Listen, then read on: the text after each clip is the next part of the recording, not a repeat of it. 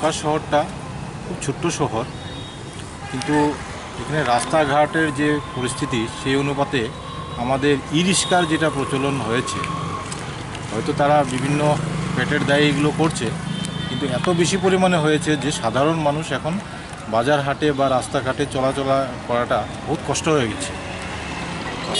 আমি অ্যাকচুয়ালি চাই এটাই যে প্রশাসন, পৌর প্রশাসনই হোক আর অন্য প্রশাসনই হোক, ই রিক্সাগুলোকে একটা শৃঙ্খলাবদ্ধভাবে যাতে লঙ্কা শহরে চলাচল করে, যে অন্য জায়গায় আমরা দেখেছি সেই ধরনের শৃঙ্খলাবদ্ধ করেছে, কিন্তু আমাদের এখানে আজ পর্যন্ত হয়নি।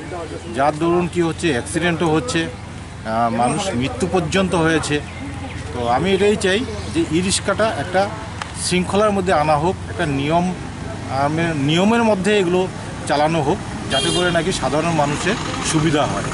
কী সমস্যার সম্মুখীন হচ্ছে আমাদের লঙ্কাবাসীরা? মানে ই রিক্সা মানে কোনো স্ট্যান্ড নেই, ই রিক্সার কোনো স্ট্যান্ড লঙ্কাতে নেই, যার দরুন ওনারা যেখানে সেখানে ই রিক্সা রাস্তা ব্লক করে রাখছে। বিশেষ করে ডেলি বাজারে দুই কর্নারে দেখা যায় যে রোড প্রায় আধা ব্লক করে ওরা স্ট্যান্ডের মতন দাঁড়িয়ে থাকে, যার দরুন কী হচ্ছে, বাজারে কোনো মানুষ বাইক নিয়ে ঢুকতে বা সাইকেল নিয়ে ঢুকতে অসুবিধা পায়, রাস্তা তো জাম করে থাকে।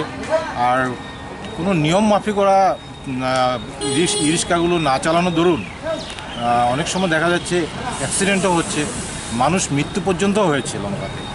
তাই এগুলো একটা শৃঙ্খলার মধ্যে পৌরসভায় একটা ব্যবস্থা পৌরসভায় হোক আর